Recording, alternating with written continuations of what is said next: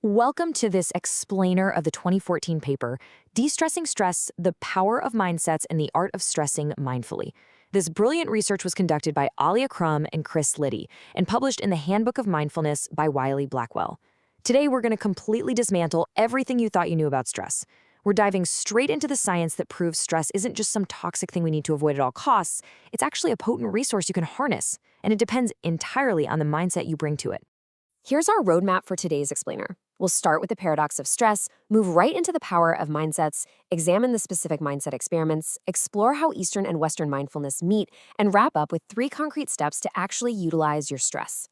Okay, Section 1, the paradox of stress, moving beyond the mindless view of stress. We are constantly bombarded with these dramatic media headlines, right? Things pathologizing stress, calling it a growing plague or the 21st century epidemic. And look, while these warnings are definitely well-intended, they totally ignore a massive body of research showing that stress can actually have a positive effect on our health, well-being, and performance. The authors argue that this constant drumbeat evokes a widespread stress is debilitating mindset. And here's the real kicker. This mindless emphasis on how destructive stress is creates this toxic stress about stress cycle. Paradoxically, worrying about stress literally makes those negative outcomes much more likely to happen. So the authors counter this negative narrative with the biological reality of eustress. Your body's stress response was actually built to improve your physical and mental functioning. When you experience stress, your body pumps out hormones like adrenaline, cortisol, and dopamine. We usually think of cortisol as the enemy, right? But these hormones actually flood the brain with blood and oxygen. They boost your memory, ramp up your processing speed, and lead to physiological thriving. Think about exercise. You literally break down muscle to build it back stronger. Or vaccinations, stressing the immune system to boost immunity. Stress can absolutely be a catalyst for mental toughness and deeper connections. All right, Section 2, the power of mindsets, how mental frames dictate physical reality.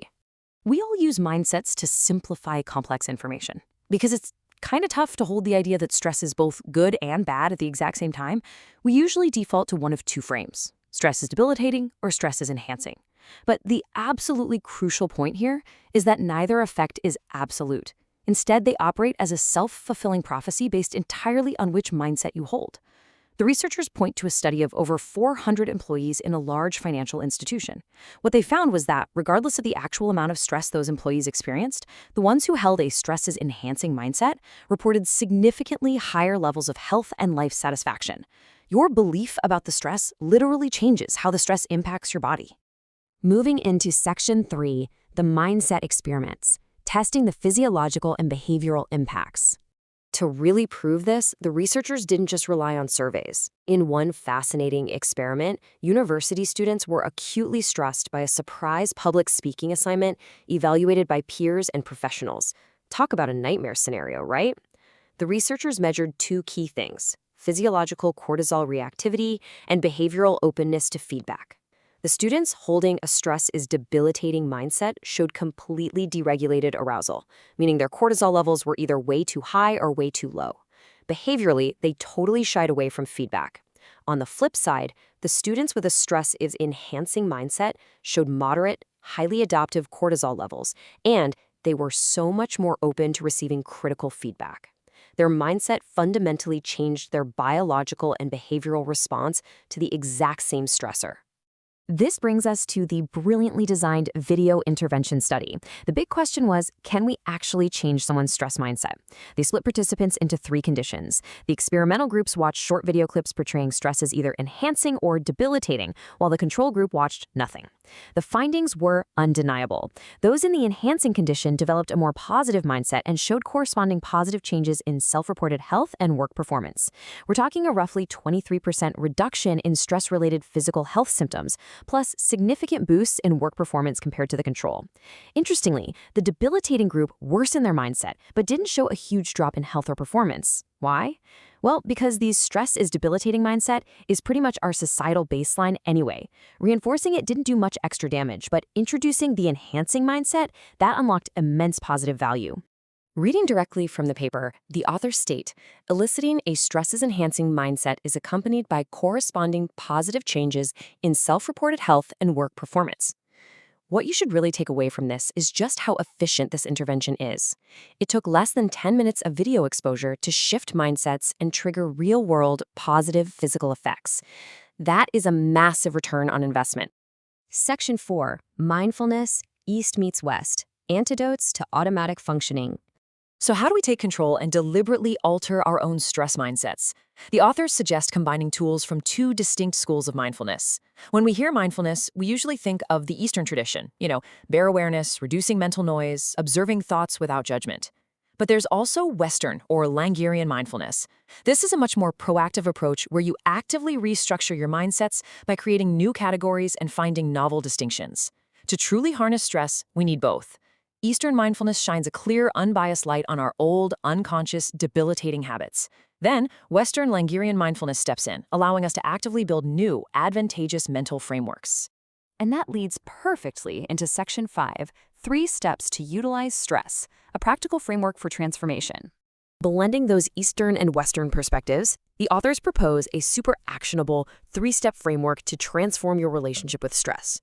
Step 1, acknowledge your stress. Step 2, welcome your stress. And Step 3, utilize your stress response. Let's break these down.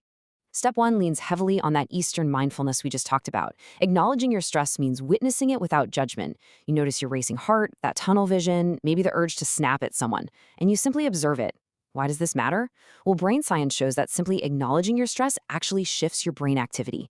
It moves processing away from the automatic reactive centers of your brain right into the conscious, deliberate centers. You're basically hitting the pause button before reacting mindlessly. Step 2 asks you to actively welcome the stress. I know, that sounds totally counterintuitive. But listen to this powerful quote from the authors. The only reason you are stressed is because the stressor impacts something you care about. Think about it.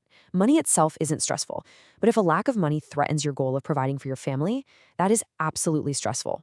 By welcoming the stress, you realize your anxiety is actually a signal. It's a flashing light reminding you of an intrinsic passion or a core goal that deeply matters to you. Finally, Step 3 utilizes Western Langerian mindfulness.